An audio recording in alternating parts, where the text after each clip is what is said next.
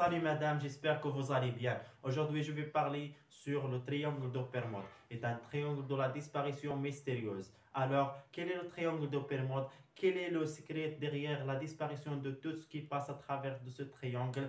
Comment les scientifiques expliquent le secret de cette disparition? Le triangle de Bermude est un lieu de la mer où des bateaux et des avions auraient disparu. Cet endroit se trouve dans l'océan Atlantique entre les Bermudes et les Caraïbes au large de l'État uni. Le triangle joint la Florida, Porto Rico et l'archipel de Bermude. On raconte que les légendes sont faites des récits fantastiques qui perdurent à travers les âges, à l'instar de l'Atlantide ou de la légende du roi Arthur. Le mystère du triangle des Bermudes a l'étoffe des légendes depuis les années 1950 est tristement célèbre pour les disparitions répétées des navires et d'avions. En moyenne, on dénombre 4 avions et 20 bateaux qui disparaissent mystérieusement chaque année.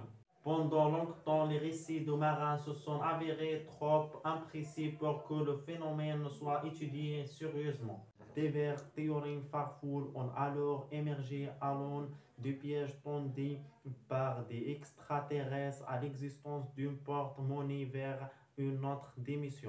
Aujourd'hui, deux explications plus sérieuses sont avancées pour les scientifiques pour tenter d'expliquer ces phénomènes.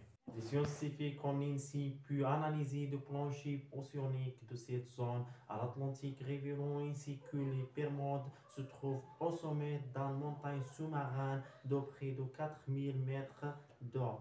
L'étude de la composition de texture du fond marin montre également de nombreux récits formés par l'accumulation d'algues, de coquilles et d'épaisses couches de calcaire. Ce paysage accidenté est accompagné d'abysses pouvant atteindre 8000 mètres de profondeur. Ces caractéristiques topologiques conjuguées à divers phénomènes météorologiques pourraient donc expliquer la cause de ces disparitions. Le triangle de Bermude se trouve être également l'épicentre d'une activité météorologique particulièrement violente.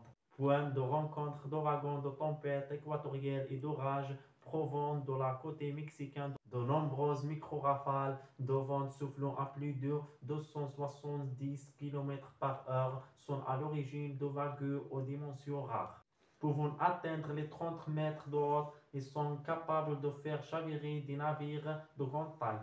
Donc, on peut conclure que c'est très dangereux pour tout ce qui passe à travers ces zones. Merci madame pour votre attention. Pour les sources et les références et des plus d'informations, regardez la description. À bientôt.